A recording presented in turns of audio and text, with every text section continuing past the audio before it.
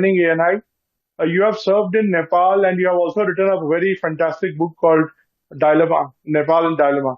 So can Kathmandu Dilemma, can you sir give us a sense of what is happening there and how do you look at this from a prism of an ex-diplomat there? See, there is a lot of unrest and chaotic situation in Nepal today. And, if you've been watching the videos and social media, it is a sign of utter chaos. Lot of residences are burning. Government buildings are also burning. There have been injuries. But, why has such a situation come to pass? If you're interested in that, I could respond as to Yes, why please. Nepal faces this situation today. Yes, sir. We want to know.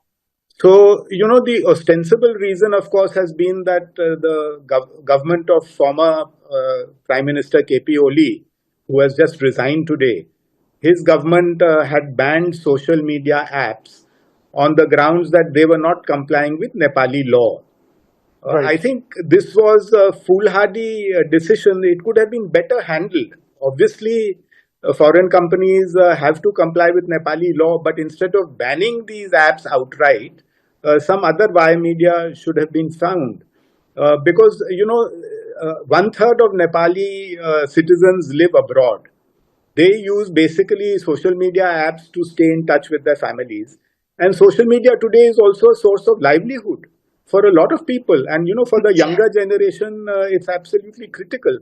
So I think this was a huge miscalculation, and that is the ostensible reason. But the real reasons are much deeper.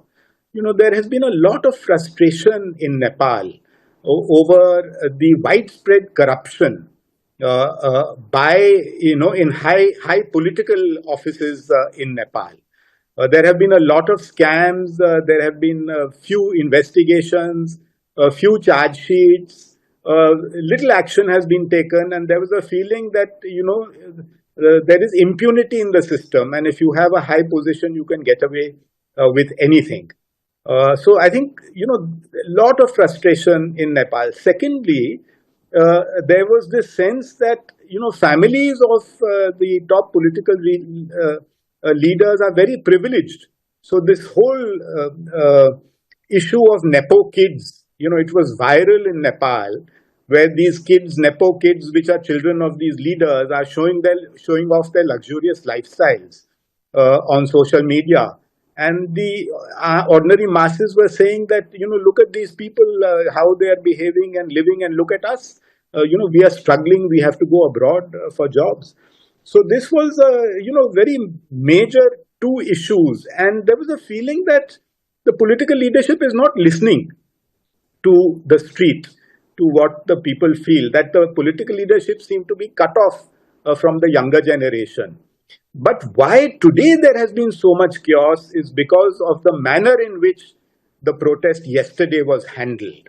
The fact that 19 or 20 young people between the ages of 15 to 20 were shot dead.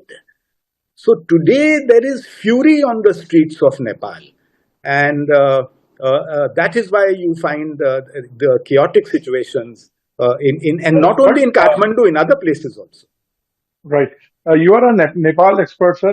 Do you think you mentioned about the deep reasons just now? But do you think into their own hands because they felt there was no hope? And one of the reasons for this is also, see, the two big parties got together to form a grand coalition, the two largest parties. And the rumor in Nepal was that this coalition has been formed because leaders of both the parties were under investigations for corruption by the previous government. And so to stop those investigations, they formed this coalition. And then they arrested one of the very popular leaders of one of the other parties, one of the newer parties, who has incidentally been released from jail today by the protesters. So I think, there was this sense that nothing is happening in the, within the existing institutions in Nepal. And these youngsters have taken the law into their own hands. So it's a very fluid situation. One really doesn't know, how it's going to pan out and develop.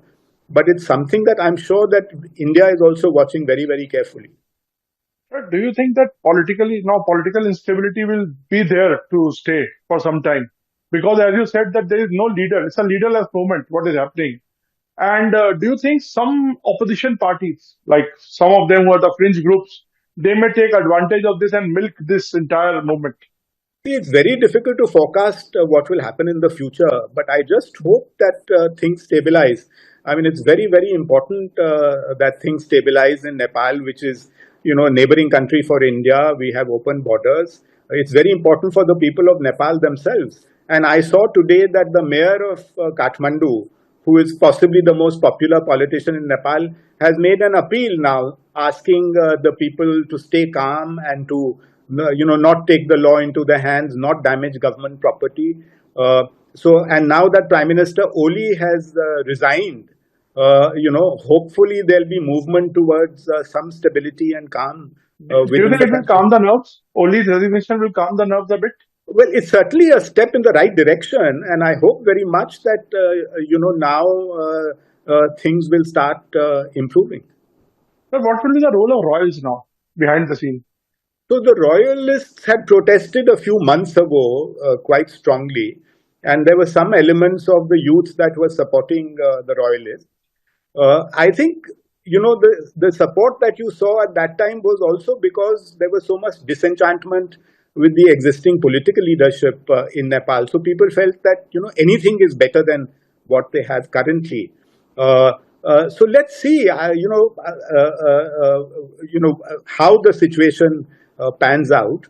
My own sense is that, as I mentioned, a few names, there are new leaders, that are coming up, and obviously the armed forces of Nepal will have a very major role to play in stabilizing the situation.